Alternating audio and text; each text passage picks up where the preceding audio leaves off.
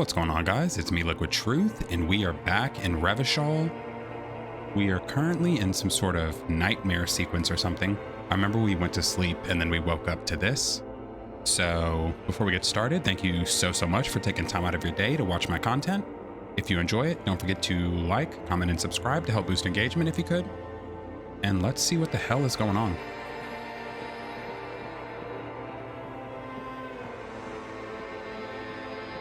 Oh. So we're hung up by a disco ball. Do you remember the scent of your childhood? What is this? What it says on the can, Harry. Answer the question. Bloated corpse of a drunk. I was born in a hospital where people usually go to die. You're not kidding anyone, Harry. You don't remember shit. Tell me. Do you remember your wife's hand on your face? Tell me what this is. I'm not answering before you tell me who you are. You know who I am. I'm the bad day. The one where you ask her, and then later in the streets, wandering. It's the worst day of all time, Harry dear. And it's coming. She will hear about it on the phone. Reality will turn into a grotesque nightmare. This will be the last thing you did to her. Tell me, do you remember the love of your life?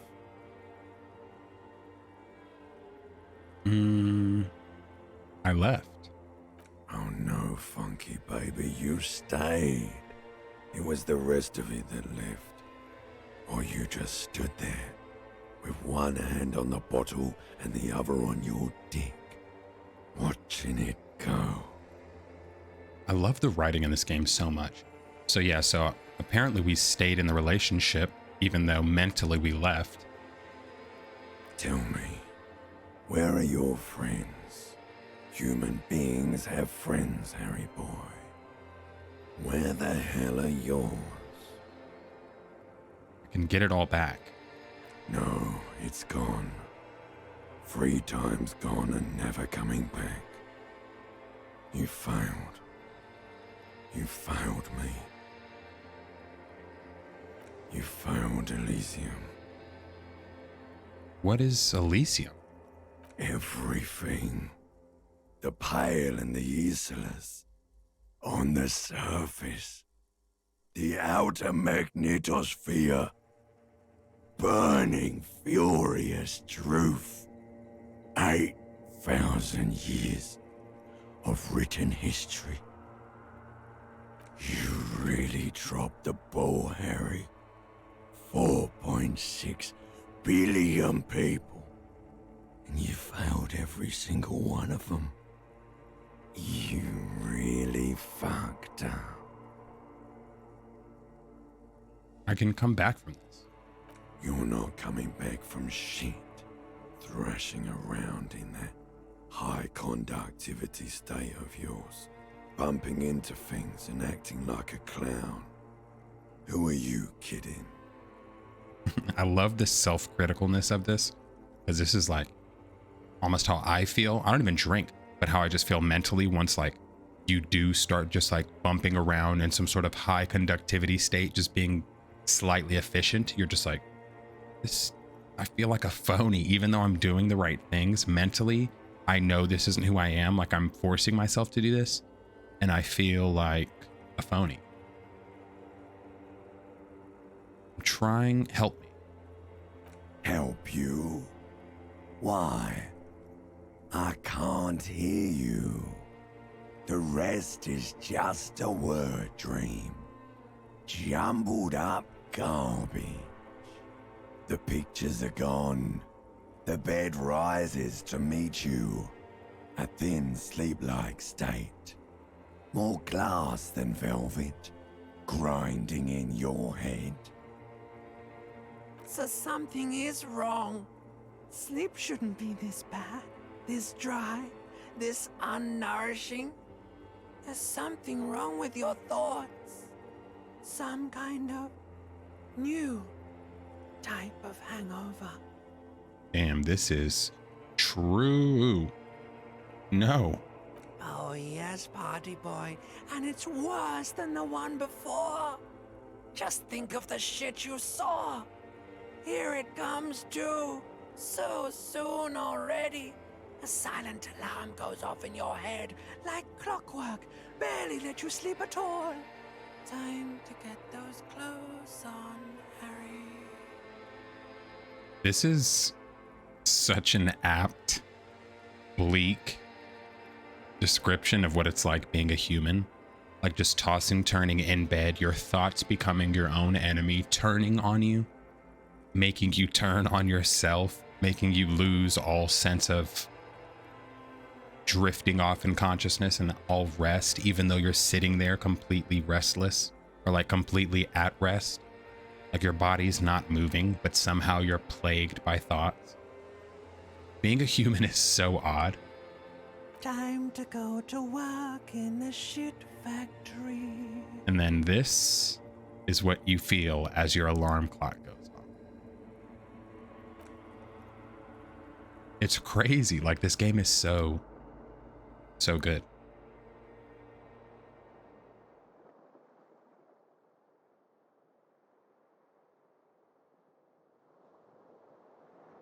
Go ahead, get up. Come on. Good going, buddy. The hell was that? Oh, just a dream. You have ones like that all the time. You feel even worse this morning than you did last night. The hell is going on with me? You mean, why are you so tired? Too tired and down to even think? It is worrying, isn't it? You can't be a detective like this. Detectives need to be able to think. Dude, I was talking to Mongol in the Discord and just on Twitter and shit. We were talking about this, like the fact that you will sleep, you'll go to bed, sleep 10, 12 hours, even 8 hours, like get enough sleep and wake up and be like, what the fuck, dude? I feel worse. And I feel like I cannot do anything. Like, how does my body feel so drained when I rested? Why is this happening? It's just that your heart has finally pumped all the speed out of your system, Buster. Time to get some more. The hell is that? Your heart has finally pumped all the speed out of your system. Time to get some more. We're not doing that. You're too weak to say no now. Waking up is the worst part.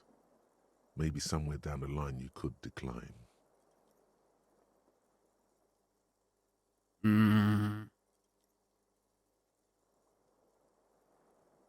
Wait, what is speed? Speed is a potent central nervous system stimulant. It kept you propped up all day yesterday, despite your debilitating hangover. How else did you think you even got up from this floor? When did we take speed? I never took it. It's power, man. It's professionalism. It makes you feel like you're young again and ready to detect. Ready to go to war against the world. I mean, fuck it. Let's get some speed. Of course. Martinez is speed central. You just gotta poke around. Follow your nose. You and Speed will be happy again. You will make her come home. This time, it will be different. New task. Find speed and sniff it. Sick. So now we gotta find some amphetamines. Oh, these are Tuesday's missions. And off we go. I don't think we have... Yeah, we don't have any good shit.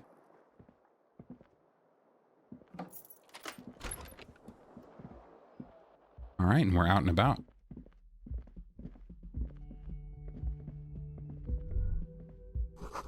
Nothing on the front bell rings a bell.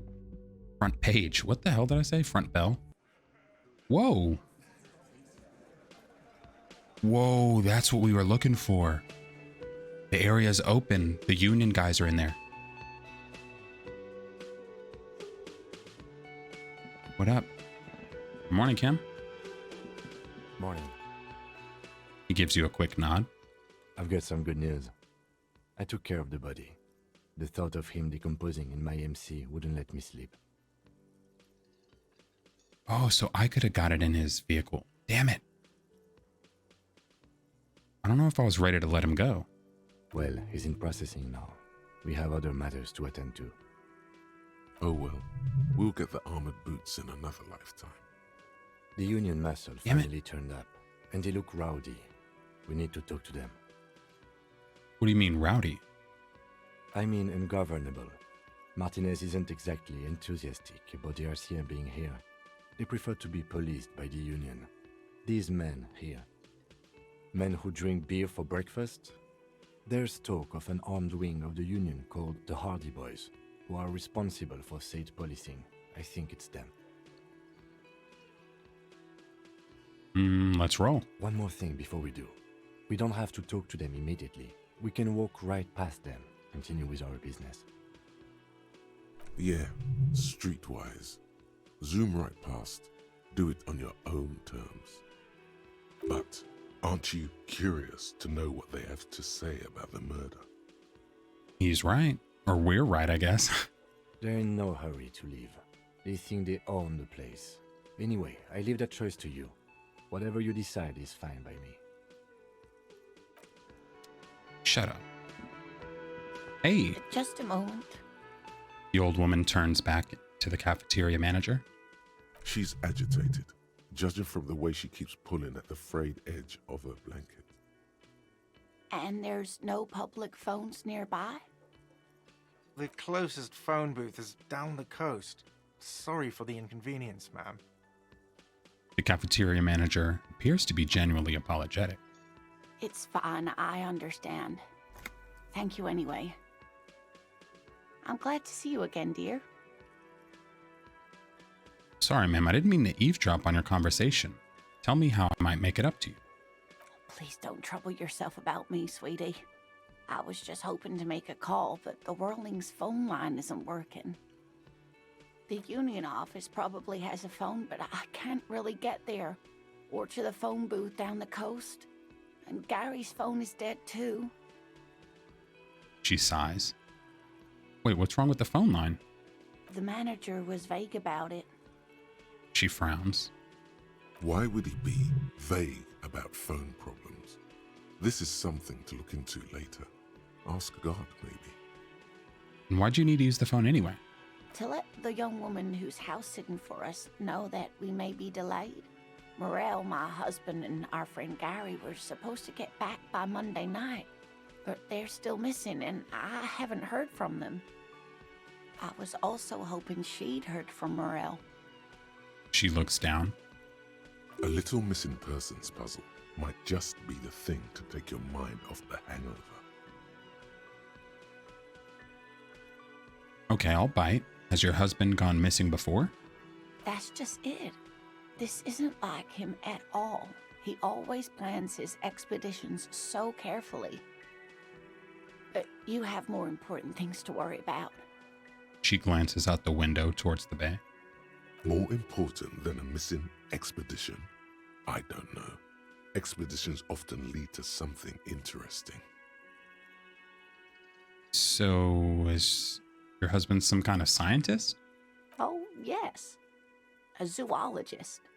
A cryptozoologist, to be more precise. And what is cryptozoology? Well, it's the study of unknown animals. It's a pseudoscience that attempts to legitimize research into mythological beasts and urban legends. The lieutenant sounds unimpressed. That's one opinion, yes. And people are entitled to their opinions. She's used to playing off such insults casually, but they still affect her. Kim, you asshole. My apologies, ma'am. I did not mean to undermine your hobby. It's not a hobby, dear.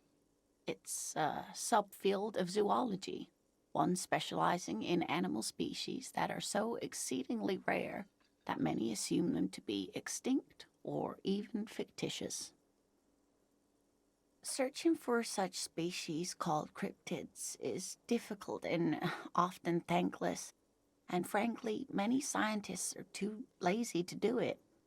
Universities these days are rarely interested in supporting real research. She is out there calling it real research. The quality of research at Revacholian universities has been on the decline, but you doubt there was ever a time when cryptozoology was embraced by the academic elite. It's worth trying this. Maybe you could convince her to tell you about some cool cryptids. We have a low chance, but it's worth trying. You're an enthusiastic idiot, but you're still an idiot. Damn it. I want to know everything about cryptids. Living cryptids, extinct cryptids, marine cryptids, land cryptids. Bring it on. We don't have time for Cryptozoology 101. Let's get back to work, shall we?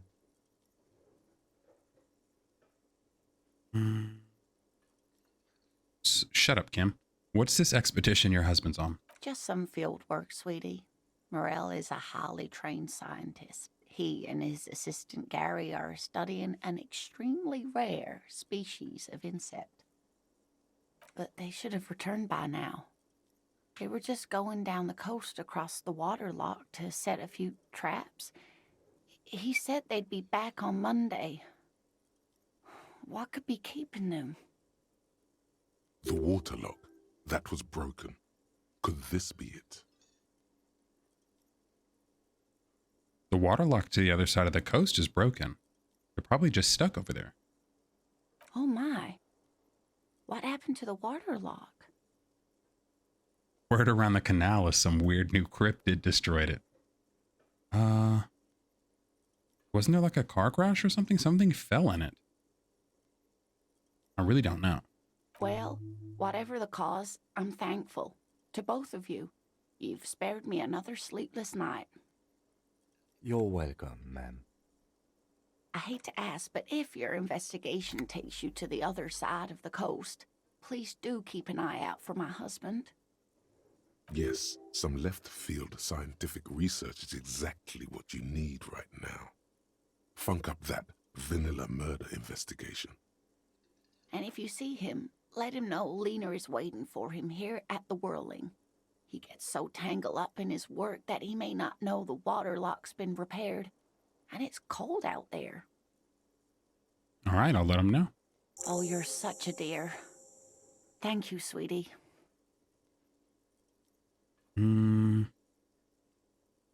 Tell me more about this rare insect your husband is looking for. Oh, sweetie, it's fascinating. But I shouldn't bore you with entomological minutiae. The lieutenant gives you a sideways glance. Fuck you, Kim Kitsuragi. Now I want to hear about the insect. Well, it's a phasmid, technically, but... Ah yes, Phasmatodia, a diverse group of insects whose bodies resemble twigs, leaves, that sort of thing. Ghost insects, colloquially. Colloquial. Why do you say it like that? Where other phasmids imitate sticks or leaves, this one's a living reed. It disguises itself among the reeds here on the Insular Indian coast. Hence its name, the Insular Indian phasmid. Perhaps you'll end up co-discovering the phasmid with us officers. She looks you in the eye and nods thoughtfully. I knew it. We're gonna be chasing made-up insects with cryptozoologists. It's not made up, officer. I can assure you. It's simply elusive, so much so that most establishment zoologists doubt it exists at all. What makes you think it's around here?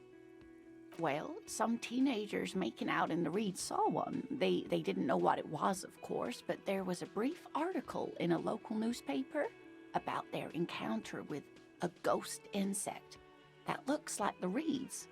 Gary sent us the clipping. So a newspaper clipping is all the evidence that you have? Of course, most phasmid sightings turn out to be false alarms, but their description matched the Insul Indian phasmid perfectly, and they didn't even know what they were looking at. Enthusiasm has wiped the worry from her face. Her eyes sparkle behind her glasses. You seem really excited about this cryptid. I suppose I have something of a personal connection to the Insul Indian phasmid. All scientists have their little hobby horses. Is it dangerous? Not at all. Why else would it hide itself so carefully? That's very fair. Is it valuable? Oh, I doubt it. No one gets into cryptozoology for the money, sweetie. Does it have cool powers? Yes, it can blend in almost perfectly among the reeds. Her face It's lights how up. It stayed hidden all these years, centuries even. So what is so special about this stick bug? Oh dear, I'm afraid I'm not explaining this very well. It is very special. The woman's face flushes with embarrassment. Morel can explain it all much better. I wish you could hear him describe it. Then you'd understand, I'm sure.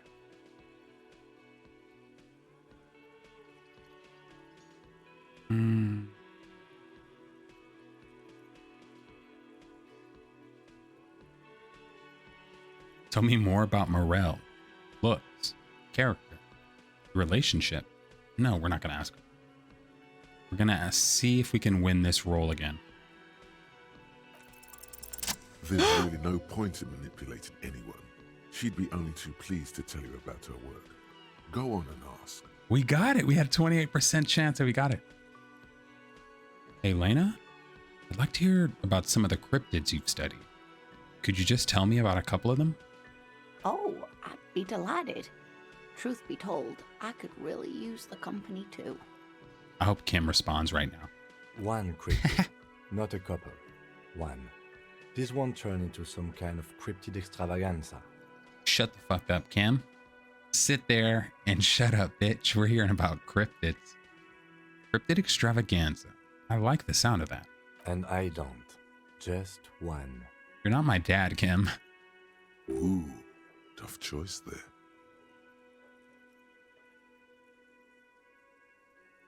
Well, I bet we can ask all of these. Fuck him. He can't stop us. What? Are there any invisible cryptids? What's the most dangerous cryptid, actually? The gnome of Jeroma. She pauses for effect. The gnome of Jeroma. That sounds terrifying. Oh, yes. None of its victims survived. Grieving relatives never even found their bodies because the gnome's venom dissolved organic tissue. And what did it look like? It was reportedly a small creature with webbed fingers and a protruding forehead and a gangly little thing. Quite scary to look at.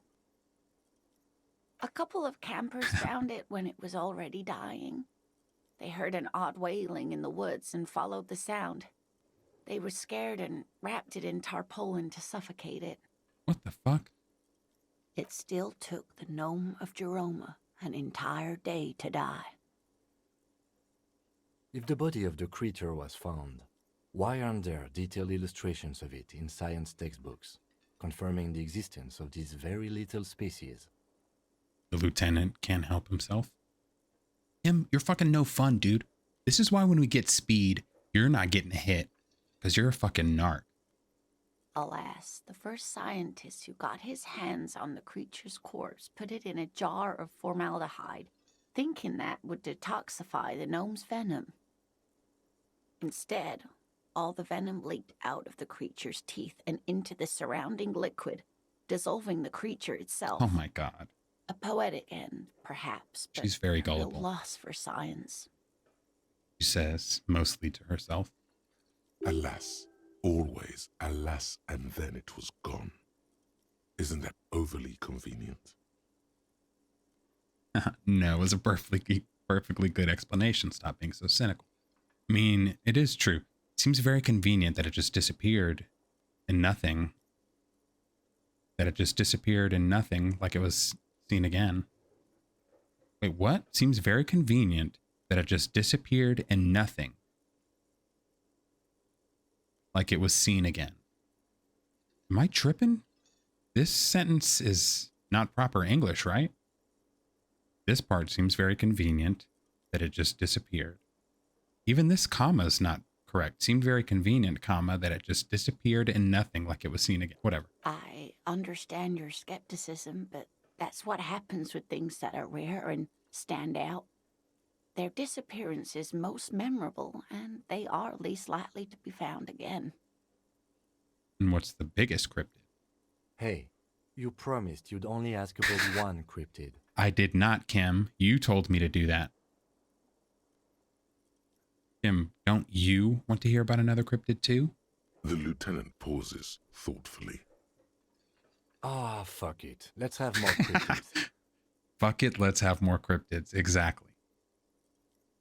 Well, the biggest cryptid is, of course, She the smiles. horrible giant of Kokonur.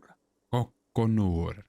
The giant lives in the most arid parts of the vast Kokonur Desert in South Samara, casting a strange light across the barren wastes.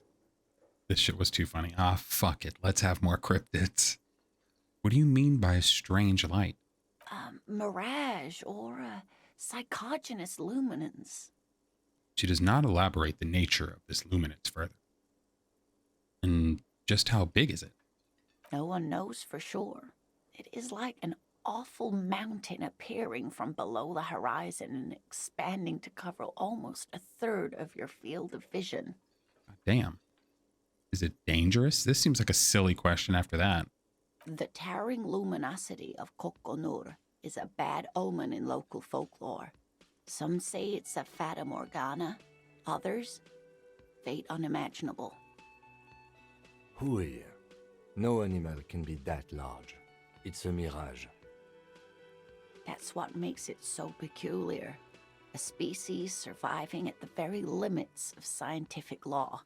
The giant of Kokonur must be the largest animal the planet can support.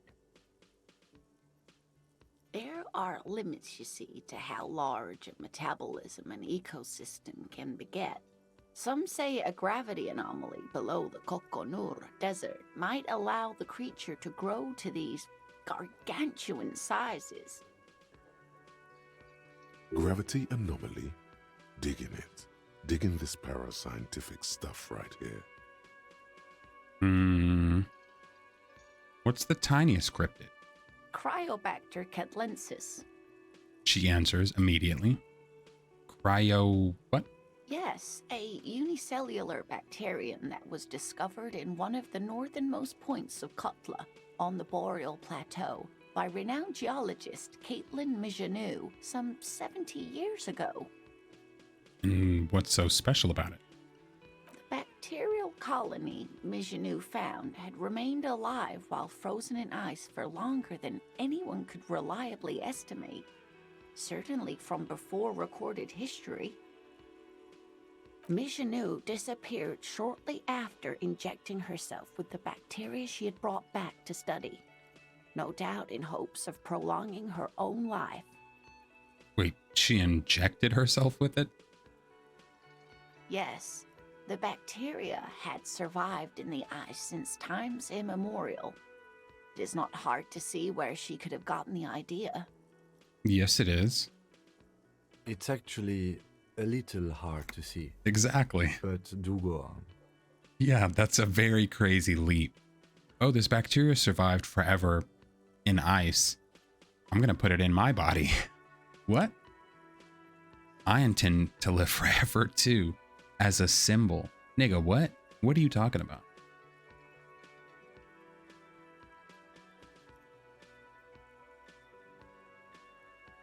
Why would you prolong your life? Being alive is terrible. I'm gonna live forever as a symbol, fuck it. Everything has a price, sweetie. After Mijanou treated herself with the bacteria, she stopped aging, but also became increasingly eccentric and irascible, so that even her oldest friends were forced to pull away. We can assume that she has been living somewhere in the wilderness for decades now. all alone except for the Cryobacter catlensis coursing through her bloodstream. Damn, she getting turned off that Cryobacter catlensis. All right, we're out of here, lady. Of course, dear. That's all. We'll let you know if we hear about your husband. We'll find Morel. Okay. So the next step... Oh, it's the sweet gardener from outside. Let me handle this. The woman says to the crowd in the mess hall before turning to you. No, don't talk to them, please. Detective disorientated. Are you still wondering where you are? This is Martinez, in case you've forgotten. I advise you not to overstay your welcome. Damn. Her entire character has shifted. This young woman is cold as ice. You lied to me. You're not a gardener. That's right. I am not a gardener. I'm a legal counselor for the Dock Workers Union. Oh my god. So let's get to it. You're looking for Titus Hardie? You think he has information that will help you? Maybe he does. She points to the man on her right. That's Titus. Talk to him. But know this. I'll be keeping an eye on you. No strong arming. Nothing official. The District of Martinez does not recognize your authority to make arrests. It doesn't matter if you recognize our authority. We will make an arrest if we have to. She says nothing. Her glare speaks for her. What the hell, dude? She was so sweet. What is your role in all of this? Like I already told you, I'm a legal counselor. Do you have hearing problems? Dude. And so... why are you so aggressive? Aggressive? You make your living enforcing violence. These people are just dock workers. I love that. I love treating cops like that. Like, fuck you. We should be aggressive towards you. You're armed and you come into our places of residence. Fuck you, dude. Hell yeah. All right, I like her again. So you were spying on us, and now you represent murder suspects. Just dock workers. Listen, you moral intern lackeys. Oh, shit. You're a mob, enforcing the unlawful privatization of Revachol. 20 fat men in the Occident are stealing it all, and you're their bodyguards. She is right. Talk that shit. Fuck yeah. The tall, broad-shouldered man takes a sip of his beer. So ask what you came to ask, or get back to your commanders.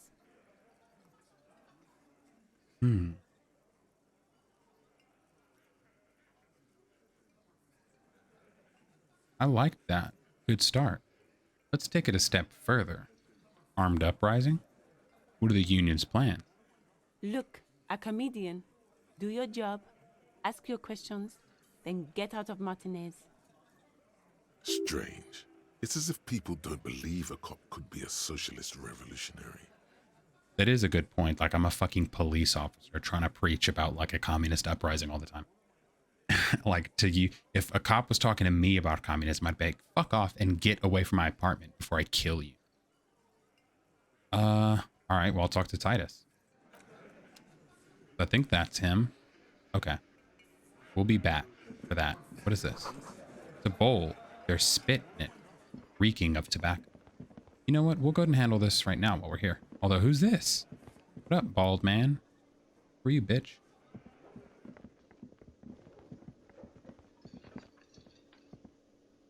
It's all about money, you know? Gotta spend money to make money. Money is what really matters. They can't say money, or they say money can't buy you happiness. But that just means you don't have enough money. You have to invest your money wisely. And buy stocks with money. Then use those stocks to make even more money. That way you'll have enough when you grow too old to make new money. Real estate is the graveyard where tired old men go to rest. All right, fuck off, dude. You're annoying. I'm so... Oh, damn, I can't believe her. All right, Titus, what's going on, man? This is where you say your bed. A broad-shouldered man points at you with a beer can. What? Detective, The lieutenant acknowledges you with a sharp note. He's leaving it to you. First, we need to talk about your attitude. Wow. The RCM sent us some big dick cops. Real big dick cops. Look at them. Reckless. Swinging in the wind. Where's this guy? Which one is he? Probably this one, maybe? Yeah, look at the big dick on that cop. Can't tell a dick that big what to do. Must be something in the water in Jamrock. He says thoughtfully. Yeah, gave him real nice big dicks. Got them heavy hangers, yo. Yeah. Anyways. He wraps it up. That bit went on too long. You might want to start asking your questions now. It's not going to get better than this. Do a head count first. Connect these men to the tracks you saw in the yard. Chances are they're going to match. Damn, good point. Scan the room. Starting from the right. Boot size 44. Blonde man. In his 30s. Overbearingly masculine. Think there were 9 total? Sitting on his right. Standard working boots. Size 45 or 46. Eldest in the room. Probably mid-50s. Smoker. Quiet. Across at the other table. Hobnailed working boots. Size 43. Gang tattoos. Mesk or Sarah Mauritian. In his late 30s, early 40s. He spent his youth in Villa Labos, a housing project in the Jamrock quarter. There were incarcerations. Hard to say what else. The ink is fading. And then, standard working boot. Steel reinforced toes. Size 46. The big dick. Wide at the shoulders and lean at the hips. Rugby cap. Fingerless gloves. And numerous scars. A little under 40. The emblem on his vest says Rowing Club. A little patch below it reads T. Hardie, Captain. In the far corner, standard working boot, steel reinforced toes, size 44, 40-something, non-alcoholic beverage in hand. You squint. Is that a plectrum? Where? On his neck. Forget it. It's not important. Who's Eugene? I've never noticed that. Is Eugene the narrator's name? Let's call this one the musician. Because I love how sometimes, or is that our name? Like, is that our actual thoughts? And the little guy? Size 41, with the light step. Not a child, after all. An Oh no, older it's man he's with a describing red them. face, Okay. Mean, watery eyes, and 2 front teeth missing. In the middle, heaving and wheezing. Big guy, boot size 46, deep marks. Probably carried the victim over. He alone is 130 kilos. Add the man in armor, and you could easily exceed 220. In conclusion, these 7 are the actors on the crime scene. The footprints were theirs, but there's a discrepancy. One of them is absent. The odd soul? Exactly. The missing lady driver who was running the drug trade. Does it mean the Hardie boys are involved in the drug trade as well?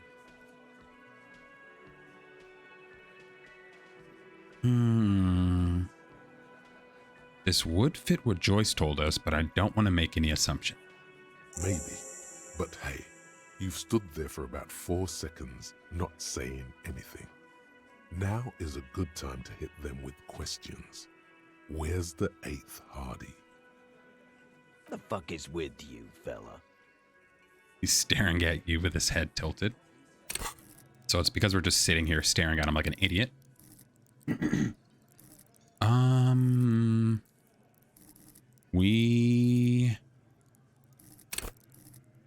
We'll boost up our Sabe fare. Oh wait, we didn't.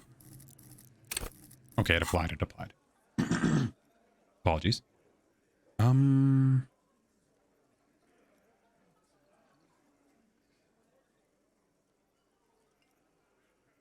found 8 sets of footprints, but there's only 7 of you. Where's the 8th Hardie boy? What are you talking about, madman? There's no 8th Hardie boy. There's 7 of us, and we're all here.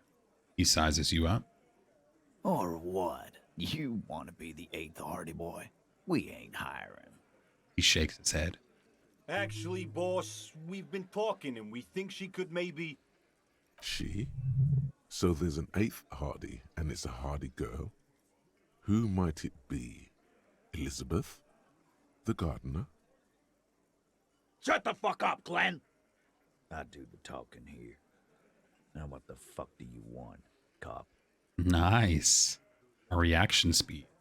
It has to be good, if he won't let you pursue it. Looks like the lieutenant thinks so, too. So let me get this straight. There is an 8th Hardie boy. It's a she, and you don't like us talking about her? That's right. We're not talking about this. This is a private Hardie boys matter.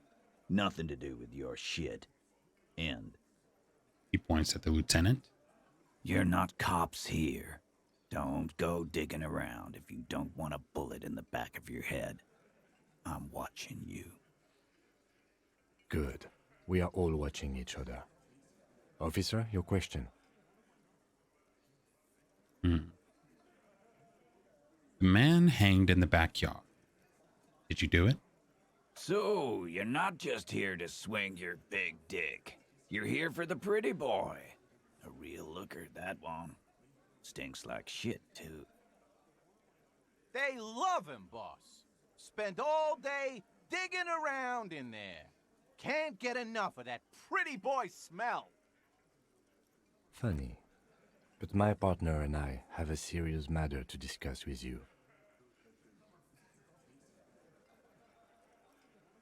Why are your boot prints all over the scene? You mean these boots? He raises his worker boot, size 46, steel reinforced toe. I do. We all got a pair. We wore them the night we took the pretty boy out back and hung him by the neck. Jesus. Yeah, we did this. Together. All of us. Until he was dead. That's why our prints are all over the scene. He says, looking you dead in the eye. There's a catch hidden somewhere. He didn't confess so that you could take them all away. It's too simple. But there's a catch, we say, squinting our eyes. There is no catch. These 7 honest men have all equally come forth to tell you what happened, so that you don't waste any more of your time. All 7 together. They're diluting responsibility. It's an anti-arrest tactic.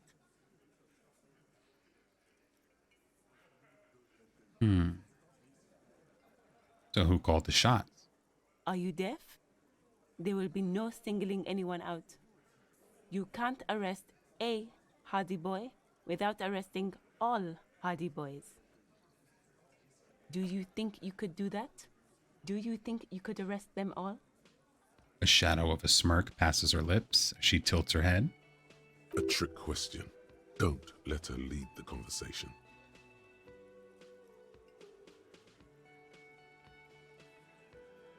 Ignore her. Seriously, who calls the shots around you? And we're going to address it to Titus.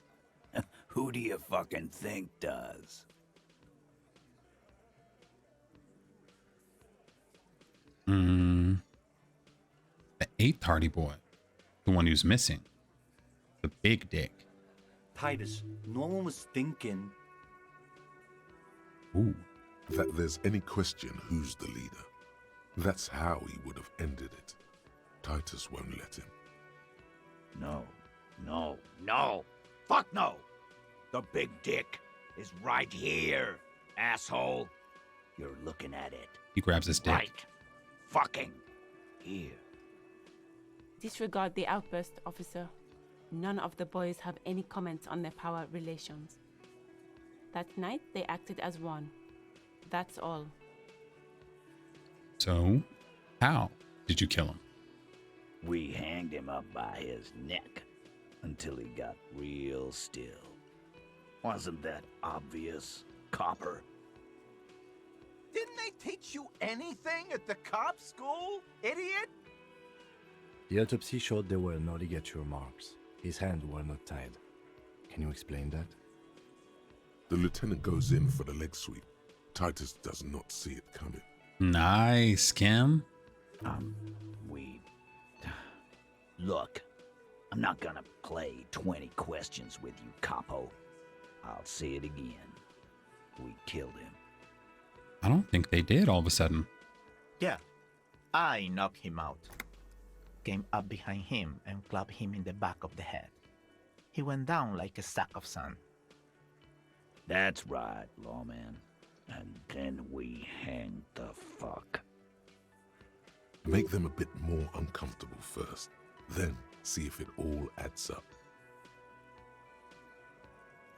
Ooh, composure roll? +1 for the strange answer for the tied hands. Things aren't quite adding up here. This is a red check, so we can't re-roll this if we lose. Let's see. Titus is solid as a rock, and so are a few others. But who's cracking under pressure? Nice. Are they going to read it? This one. He's sweating profusely and has difficulty breathing. They've smartly kept him out of the conversation thus far. Definitely the weakest link in the chain.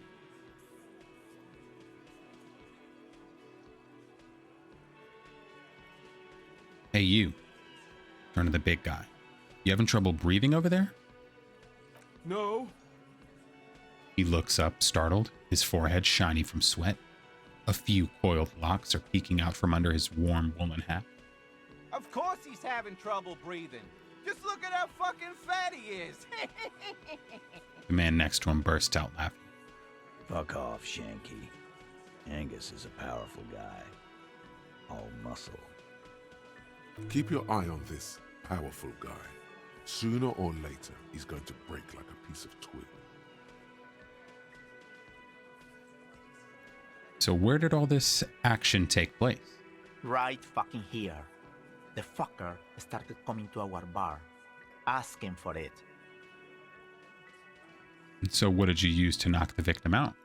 My fucking elbow, Copper. Samaran boxing style.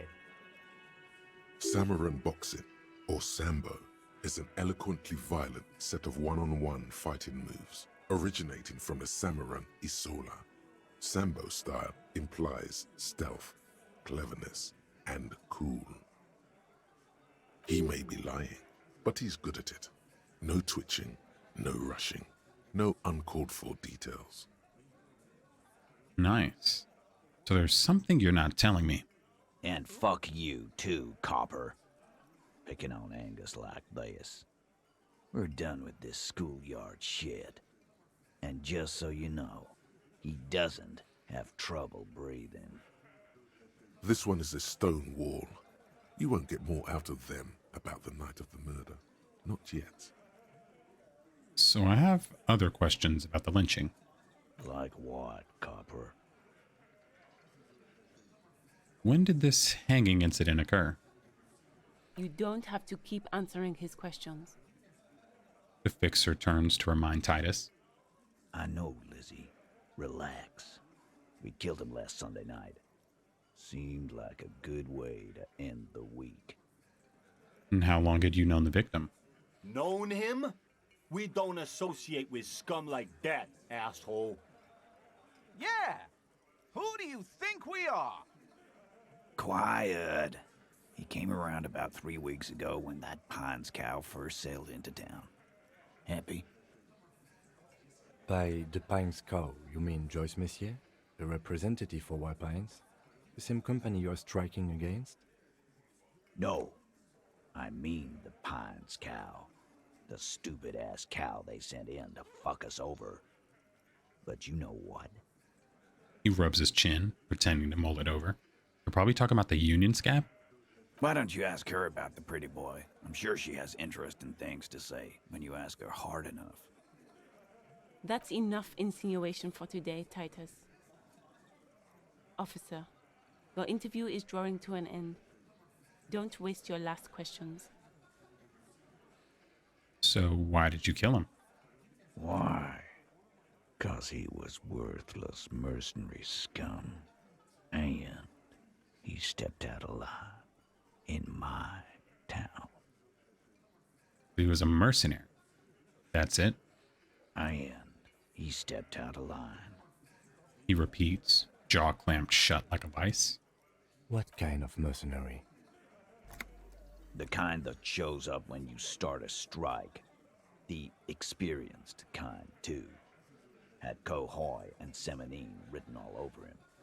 Ex-Oranese Special Forces. A live grenade. Right here in our bar. I can't prove it, but I know he was sent by the Wild Pines. They hire merc shit like that. Story of every strike from here to Samara. So they're obviously not wrong, but how do you know he was in Special Forces? 'Cause one night, he walked straight up to the mic and said, I'm Oranese goddamn Special Forces, and I'm gonna fuck you all. Really? Yeah, really. Had a gin and tonic up there, sang some Oranese paratrooper song, and said he's gonna fuck everyone. We couldn't believe it either, but he fucking did, right there. Like some kind of animal. Sire, the tale is true. This is a serious violation of the karaoke code. Okay, besides crimes against karaoke, what did he do wrong? We're not going to ask that. We're just going to say what he did wrong.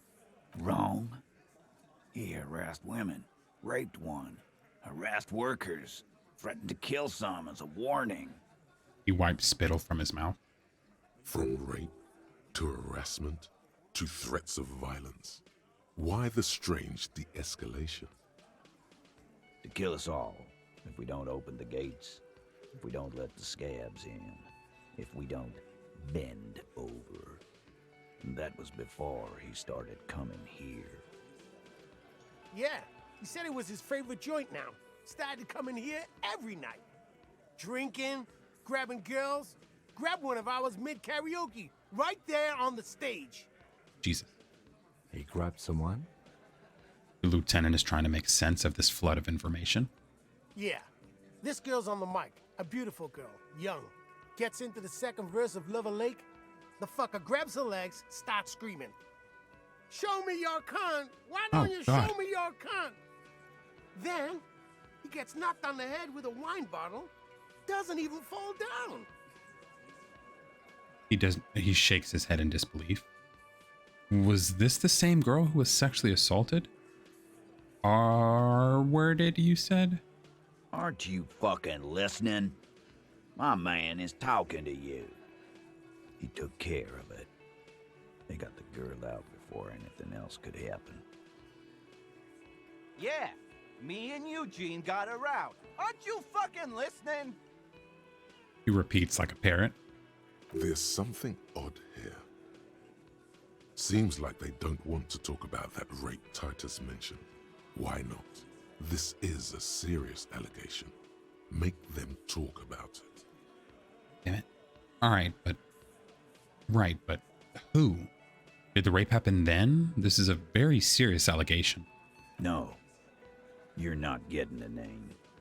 That's a Martinez matter, and I'm not discussing it with you clowns. There's nothing you can do for now. He's stonewalling you. So why don't I just arrest you? Yeah, lawman. Why don't you? It's almost an anthropological sight, watching him try to assert dominance over you. Not in the arresting mood? He means little. His mean little eyes come alive with hatred. By your side, the lieutenant keeps his hand away from his holster. You hear the nylon of his coat hiss as he steps closer. While the little rat-faced man reaches into his sleeve, There's a knife in there. Some of the others reach for their belts. Their eyes are light. I don't want to get stabbed.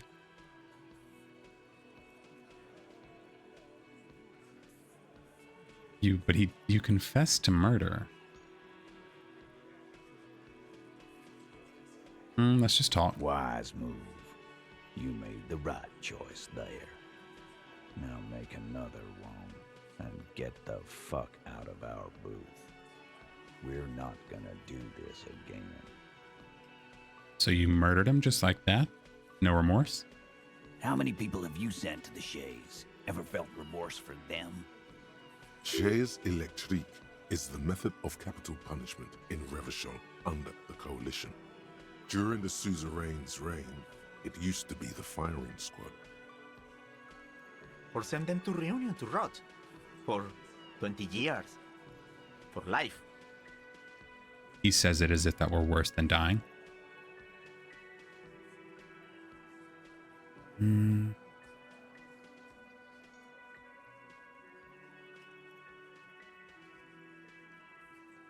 I don't agree with this. I'm just doing my job. That's all.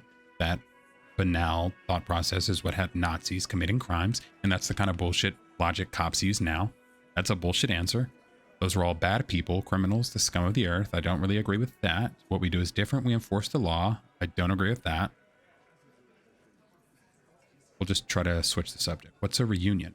The River Esperance Correctional Facility, a military prison run by the Coalition, dubbed Reunion by the inmates.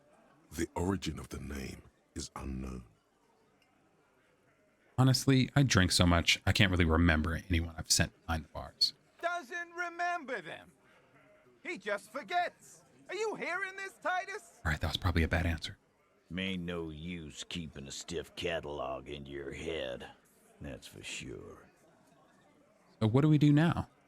Nothing. Your investigation here is done. Leave Martinez, go back to your stations where you belong. I think we're going to stick around, thanks. Some things don't add up here, Titus. The lieutenant closes his notebook. I've done this job for long enough to know that people don't just confess to first-degree murder, even if it is a group responsibility. We're going to look into this. Good luck with that. You've heard everything a rent-a-cop is gonna hear from us. Real law officials. You're lucky you didn't get a beating. Establish authority. We have no chance of doing that. We've discussed the 8th Hardie. Do we have any... We probably have gear that boost our stats. We'll tell him that the friends are coming for him. Talk to Joyce. The merc you hanged? His friends are coming for you. Yeah. By friends, you mean his squad mates from Crenell. Wouldn't want to beat up his grandma. There's snickering in the room. Some of the men put their beers down. Yeah, but they're forming some kind of tribunal, and they're coming for you. This is what happens if you take the law into your own hands. Other people start doing it too. Let them come. The Hardie boys are right fucking here. You heard the man. Right here. We're armed. We got the whole district behind us. And Glenn. Glenn is fucking crazy. Yeah. A well-oiled murder machine. He punches Blondie on the shoulders.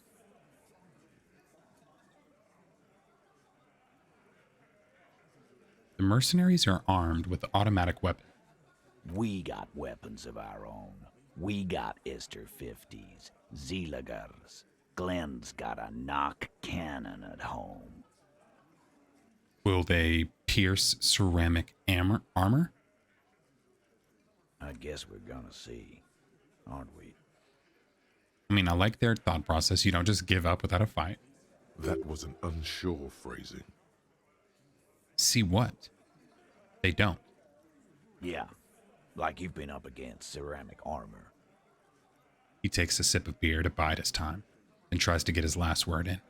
You haven't even seen the whole suit, right? I've seen the whole fucking thing, and it didn't make him immortal.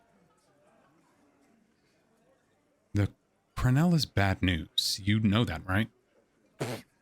So are the local gangs. The fucking Barmy Army and the Madre scum. You've been out there.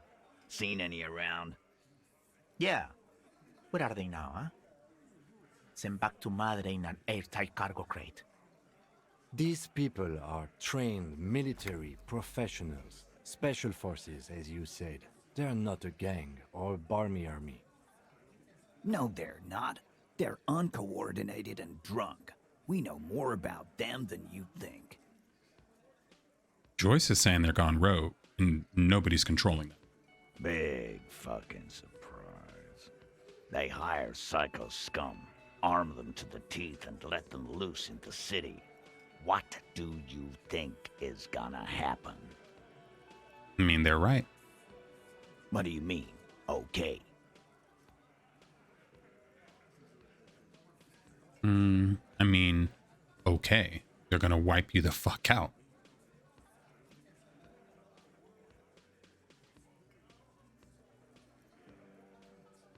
I mean, okay, you got one more gun on your side once I find mine. I lost it. We don't need you or your lost gun. We all have our guns. We'll just use those if it's okay with you. Lost gun or not, you're going to need help. We are offering it. Okay, I accept the offer, but I'll believe it when I see it.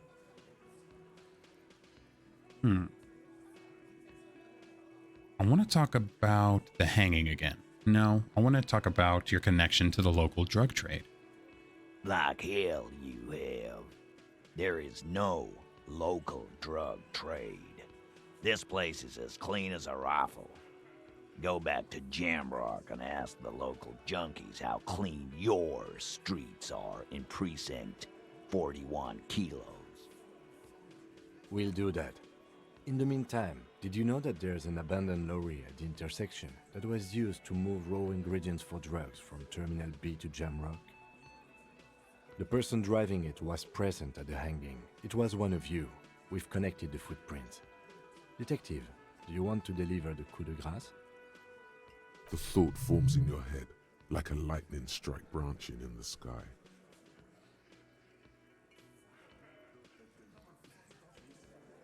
You're right. There is no local drug trade. Except you. That's a mighty interesting theory. I guess that's what you would need to do, theoretically.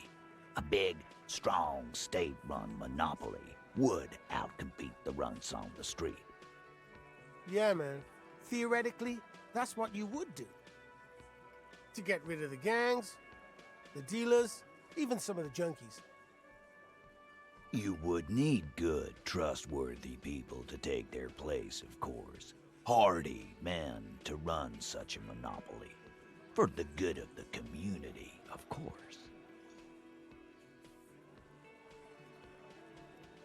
You're admitting to profiting off poisoning your own people? Boo fucking who. People will always be taking drugs. Might as well do it clean and organized. Yeah, that's what the labor movement is all about. Clean and organized. And the Hardie boys are running it. Theoretically, of course. We're just talking politics here. My answer to your drug accusation is, how dare you? Go fuck yourself. Not quite yet, Mr. Hardie. There were 8 sets of prints on the crime scene. There are only 7 Hardie boys here. The 8th Hardie, the one who's missing? She runs things, right? My answer is, fuck off. Mind your own business. There is no 8th Hardie. I run this goddamn scene. And here we go. Back to the usual. The woman sighs. I know. Fatty walked on all 4s. He's so fucking fat he left 2 sets of footprints. Despite everything, the little man is quick on his feet. Go fuck your mom, Dennis. That's more like it, boys. You heard him. It was Angus on all fours. Anything else you need to know? We'll see if they have any Again. Just additional info Good about one, the hanging. Titus. No, they don't. about fucking time. We'll see if we can win this authority roll. It's a 3%, so I doubt it. Establish authority. Yes. Authority. Feverish thoughts race through your mind. Kim, I need your gun. Why? This is not what he thinks it is. This is a great idea. Everybody calm down. This is only a demonstration. Kim, gun, please. What in the name of fuck are you doing? Yeah. But I don't want to give you my gun. Kim. The fuck is happening, Titus? What are they whispering about? Kim, I need your backup. Easy, Shanks. I want to see where this is going. I'm not scared anymore. I know what I have to do. And what is that? He does not like that phrasing. Neither do I. There's no other way. Silence. He tilts his head to the side, inspecting you. A brief moment passes. Then, Be careful, it's loaded. He unholsters and gives you his firearm. Feels oddly light and buzzing in your hand, like a funny toy. good. Now put it in your mouth. What? What? What? What if what if after getting yelled at, I just put the fucking barrel of the gun in my mouth? I don't want to point it at them. Is this because I failed the authority roll? I want to point it at them. Quit your whining. Everyone knows how to do that. Oh You're a special no. man. You're going to point it at yourself. Go ahead. Show them. Oh my god. The only option is now putting it in my mouth. Fuck. Put the barrel in your mouth. Fuck. Morale. What are you doing? The short, cold barrel touches your lips. Tastes like iron in hell. Genuine panic flies across the lieutenant's face. Fellas, you getting any of this?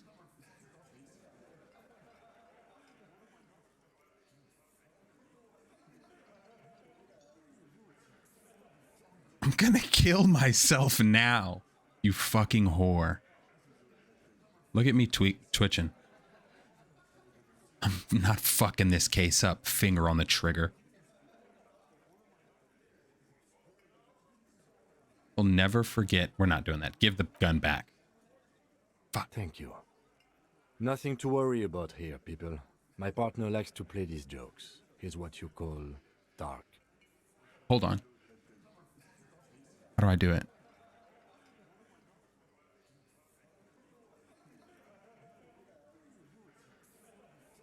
Okay, I didn't remember how to do it. I was trying to turn my camera on. I was like, wait. Oh, wait. It's because I'm black. Dark? What the fuck was that, you carnies? We haven't seen RCM in 4 years, and this shows up? I knew he wasn't gonna do it, though. I knew he'd pussy out. Kim? No. I still have my money on him. Sooner or later, he has that look. Ha! Everyone, you like my joke? Do not think your failed suicide attempt will win you any pity from these men.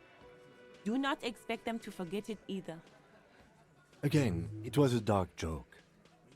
Maybe we should go for a little walk, Joker, before we continue.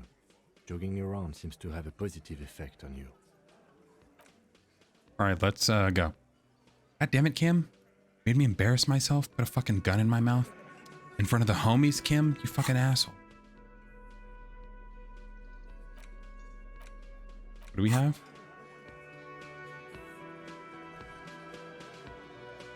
So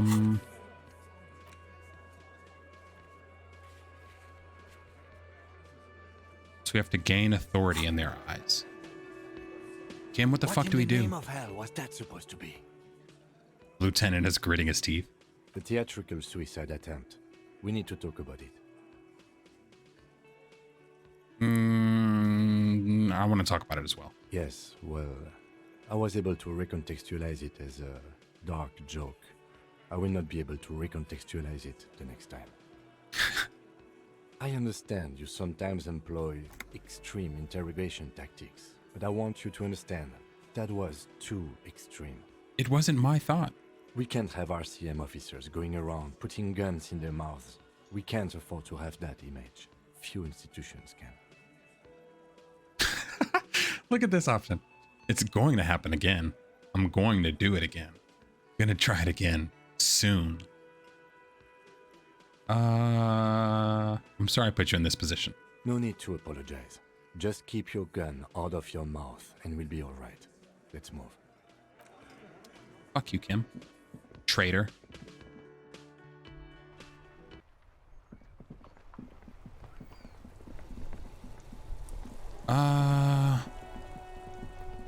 I guess now we'll go talk to the woman.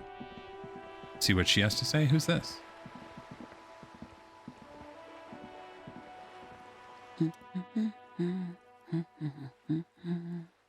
You see a sturdy woman humming to herself. She seems to be browsing books. The ship takes off like a silvery mosquito, unfolding its rotor blade arms. She mumbles reading, then puts down the soft cover. A good one, we say, pointing at the book. Yes? Hello?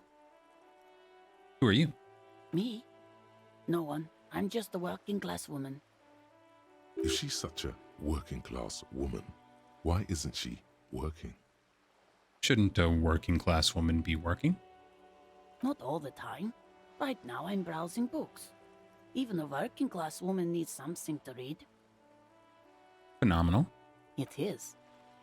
I'm a policeman. I know you are. Everyone can see that. The rectangles. Do you need the help of a policeman? What with? She tries hard to focus on the bookstand. What with? A lot of things. For example, people tend to go missing. Just watch her browse the books. Her hands move over the book covers. The tips of her fingers look rough, stained with yellow. It seems like she has spent a lot of time at work, smoking. Another comrade. Years of labor are pressing down on her shoulders. She deserves a hug for all the work she's done for mankind. Give her a hug. You step in and close your I'm gonna arms get slapped around this foreign body, wandering astray in touch. There's a small movement beneath your hands as you shut your eyes. Then a tiny voice breaks out and asks, "What are you doing?" What is happening? She seems to be confused. Your hands are wrapped around her polyester coat. The fabric feels cold, moist from the sea nearby. Let's let go. She steps back and returns her attention to books, pretending this hug didn't happen. Better chill, lady. I'll hug you again. All right, let's leave her The alone. woman before you nods and returns to her reading. What a sweet lady. Just let some weird stranger hug her. Who's this?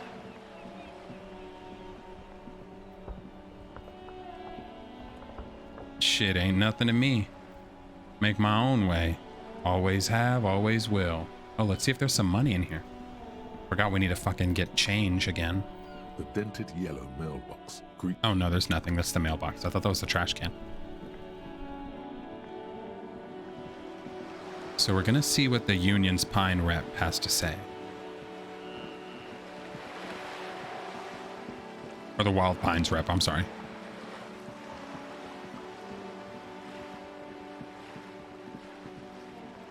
Let's see. Because, yeah, that did not go according to plan at all. Everybody was just like, yeah, I did that. What about it, bitch? What are you going to do?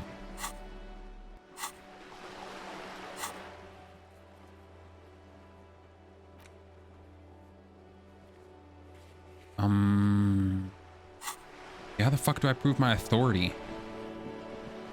Lady, help me. You're back. Good. What can I help you with? Let's talk about the lynching. Of course. Anything to help. I am sorry to have been the bearer of bad news. If there is any... Of course. Of course. All right, I think maybe she's actually given us all the information we can get. So I think instead, because we need to come back later tonight to potentially try to go through this guy's apartment over here. I am going to see really quick if we can get... I don't think we can get into this glass thing. Yeah, I don't think we can get in there.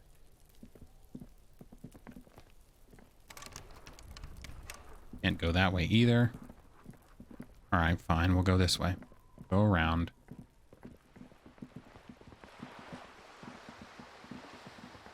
And I think we've got 2 additional points in Save Fair.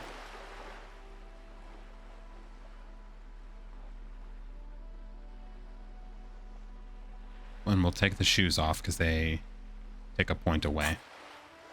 And we're going to see if we can get our cop jacket. And then we'll make our way towards stupid ass Measurehead.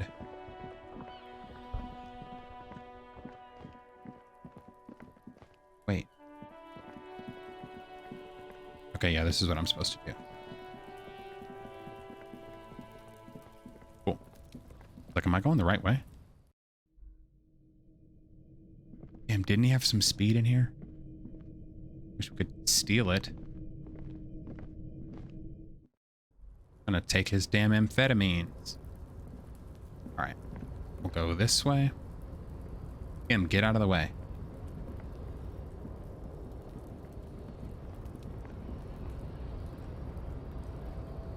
Over here.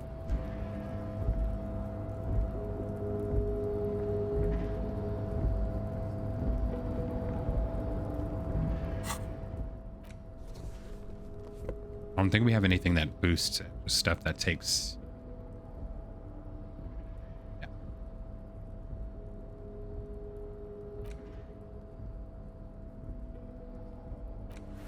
We need that shirt. And our damn physical instrument shirt. And then... A tarpaulin cloak with possible RCM markings. 72%. Still caught on the railing. Yes, we got it. As you leap in the air, a chilly breeze engulfs you, sharpening your senses. Continue the voyage through the salty air. I'm not going to let my senses take the world around you. Gonna fuck around and slip. The concrete floor welcomes you. You realize it's been a while since you felt so alive, alert, capable. Must be the adrenaline. Hell yeah. My climbing might not have been as disco as your jump, but can we still get an ace's high? With your feet firmly planted on the concrete, the noise of the harbor rushes back in.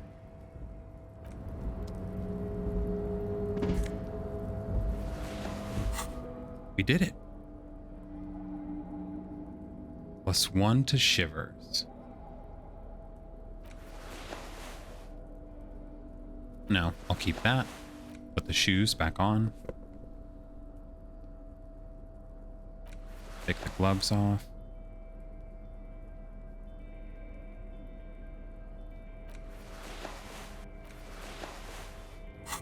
We'll leave it like that.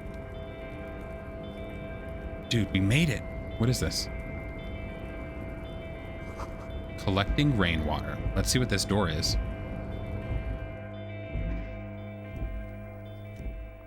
Whoa, what the fuck is this? The radio's emitting a strange buzzing sound. A giant ass print on the pillow and a pattern of coffee rings on the armrest. Someone is habitually chilling next to the radio.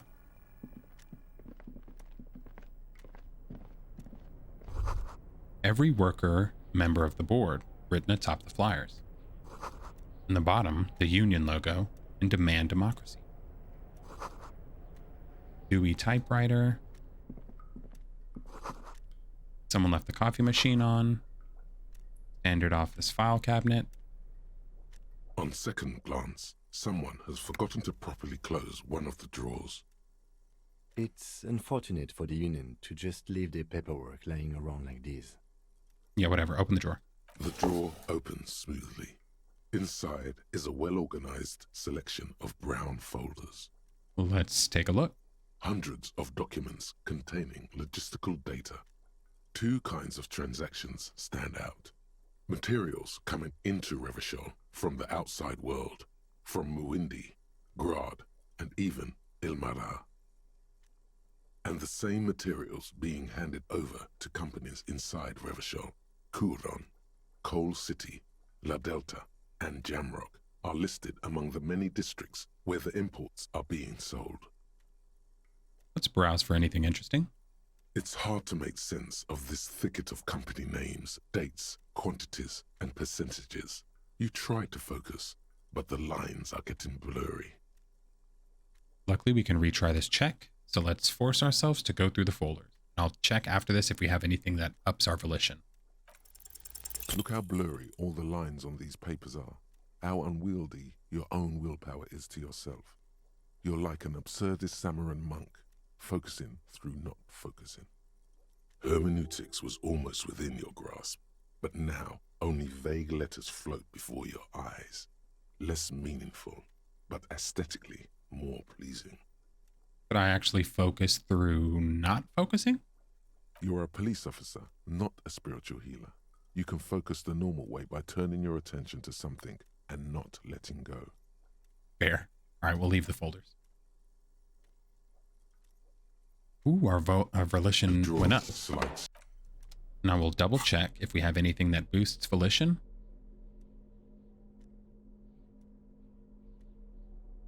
Make sure we don't have anything that lowers volition, I guess. Yeah, we can't boost it.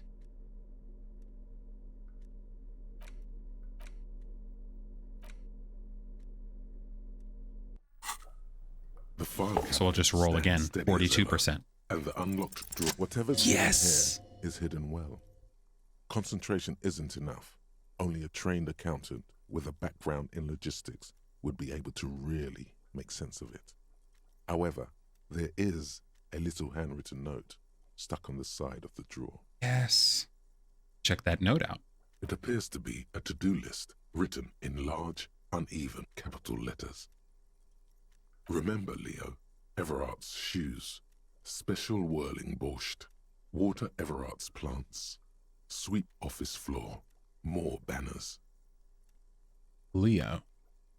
All items on the list have been crossed out and the note itself is crumpled.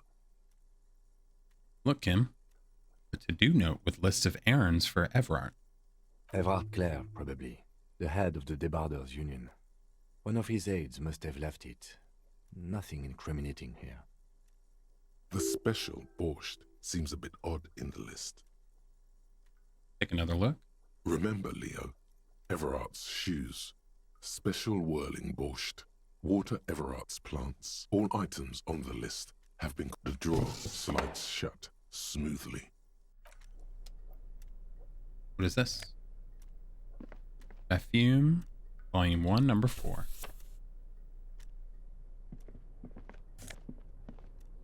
Postcard, Le Jardin 21.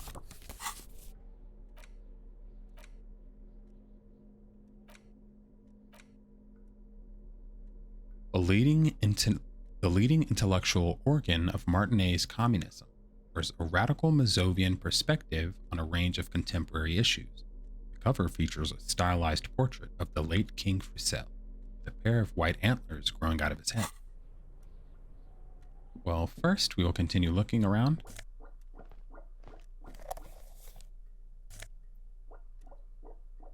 +1 visual calculus, -1 to drama.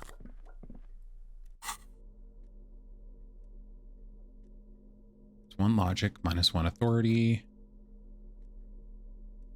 That's fine. Ooh, we need to take the the glass is off whenever we try to do our authority roll. What else? An imposing combination of a punch clock and a payphone is looking down at you from the wall. A note on the side says, "Tokens unavailable due to strike. Use change."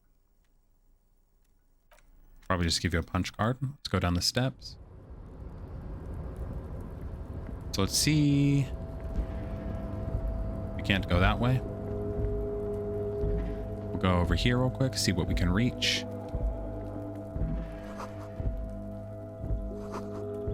Some cigarettes and some bottles of Commodore Red. This is the night watchman's booth. The name on the door reads, René Arnaud. Listen, it's okay to take a few minutes to yourself. Sit down and have a breather. So this is where René works. I'm gonna look around. If you must.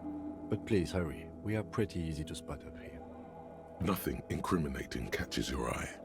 The cabinets are clean and their sparse contents meticulously organized. There's a framed photograph on the table. Looks like the inhabitant is rather pedantic when it comes to order. Picture? It's a black and white photo of a young couple out in a street fair. The man, René, is dressed in a Royal Carabinier uniform.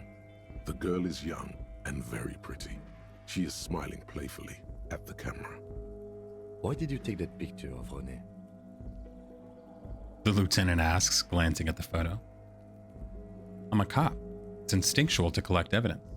Fine, but let's move. I don't want to be seen snooping around here. Tim, I'm gonna sit down if you don't shut up.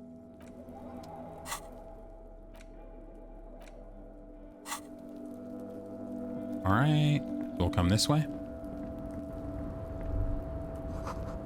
All around you, great machines, quiescence, quiescence. White pine trees are pinned onto the screen covering, looking like a forest under snow.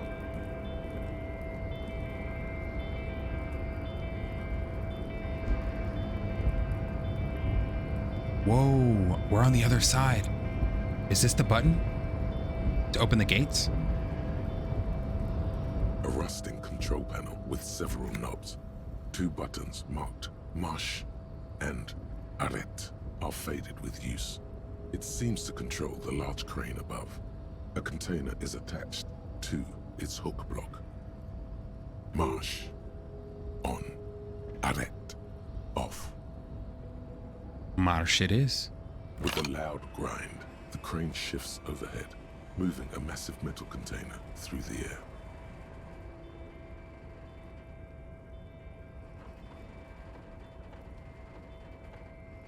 What's it doing? Putting it down?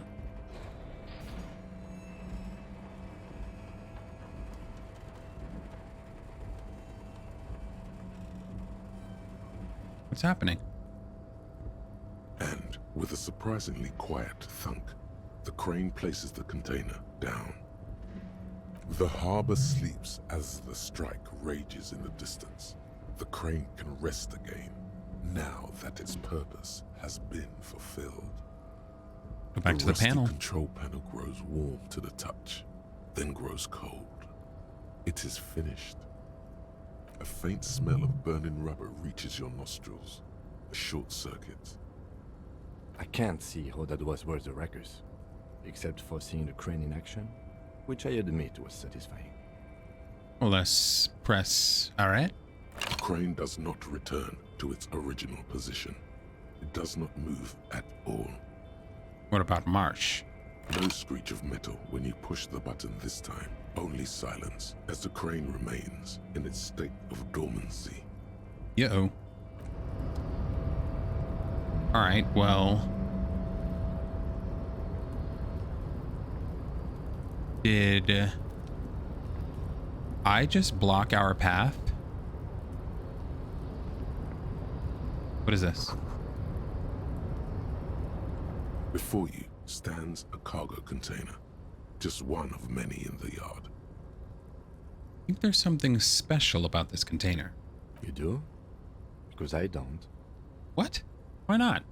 There are a million containers here. Why are you fixating on this one? It was hanging from the crane. You just picked one out because you wanted to interact with a cargo container. We're not here to interact with containers. We are here to interview the Union boss. Open the door. You attempt to turn the handle, to no avail.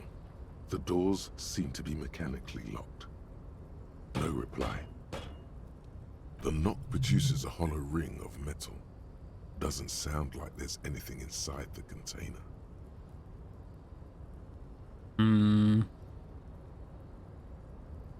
Persuade the door to open? Why are you even trying to open a door with rhetoric? I know. Why are you what? Never mind. Are you satisfied, detective? Shut up, Kim. Dude, did we block our path? What's over there? We blocked something good, I think.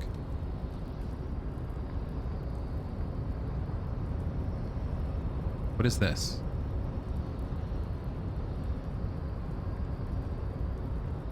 Come get it. Okay, some money. Let's see. Shipyard ahead is oddly quiet. The great machines are sleeping. More money. We're exploring the city a little bit. Industrial-sized thermos. More money.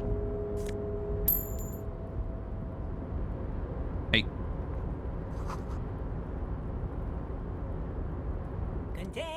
Container, I'll turn you nice and red. Container, put the logos on. What? The lyrics to this container song are being made up as he goes along. This is Leo. Remember we saw the paper written to Leo, I think, right? The accent is so thick, it's impossible not to notice he's Ubi, from the vanishing peninsula of Ubisunt on Muindi. Container, used to be Wild Pines. Container, now belongs to Everard. Tiny Man is so engaged in his work, he doesn't even notice you. Hi.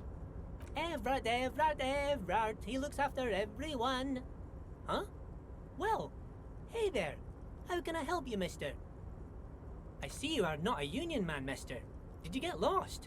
You're not one of them scabs, are you? What is it with you people and scabs? I mean, I don't personally mind. Folks is just folks, you know, and folks gotta eat. He doesn't seem to be waiting for your answer. Just some of the other guys don't look too kindly on the scabbing kind, if you know what I mean, mister. I'm looking for the leader of the Dock Workers Union. Oh, you want Mr. Everard then? He's an awfully nice fellow, he is. Him and his brother are both nice fellows. They've lived their entire lives in this here neighborhood. He coughs, then continues immediately. Guys like Mr. Everard and Mr. Edgar, his brother, are real good guys. Made Martinez what it is today. Mr. Everard and Mr. Edgar and I went to the same school we did when we were boys. Alright now, Leo, I just want to know where I could find him. Oh, Mr. Everard is where he always is. In his office, of course.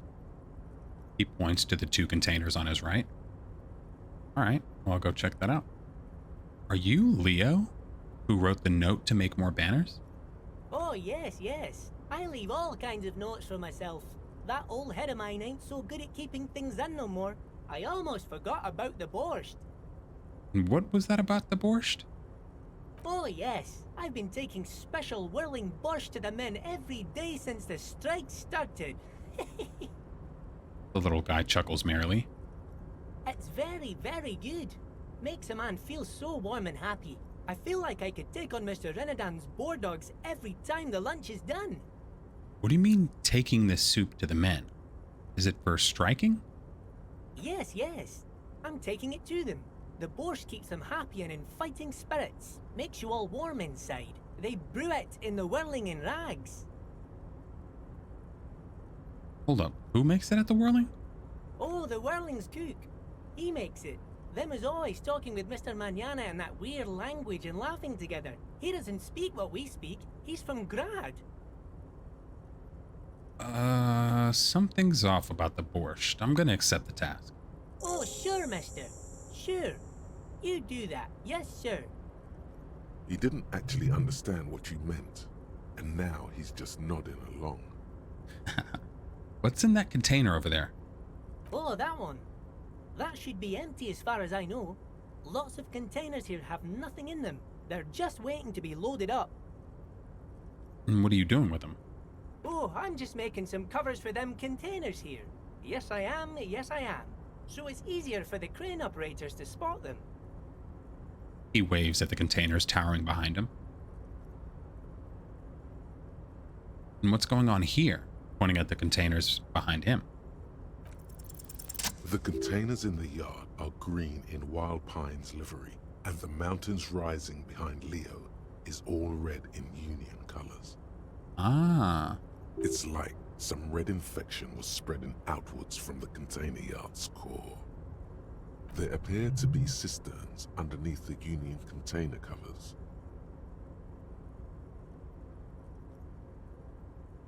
Has anybody told you why you need to change the covers? No, not really. Mr. Everett doesn't tell me all the big things. Says I go and tell them to everyone. All right, Leo. Well, you've been very helpful. Oh, no trouble at all, mister. No trouble at all. Bye-bye now. Oh yeah, Leo. We're gonna get a point in drama, so we can play the lies.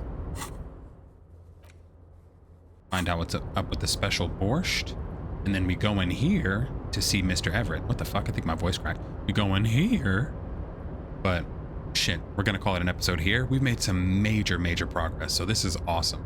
Hopefully you guys are really enjoying the series. I'm loving this game, but don't forget to like, comment, and subscribe if you enjoy the content to help boost engagement. Really appreciate that. And I'll see you guys next time. Take care.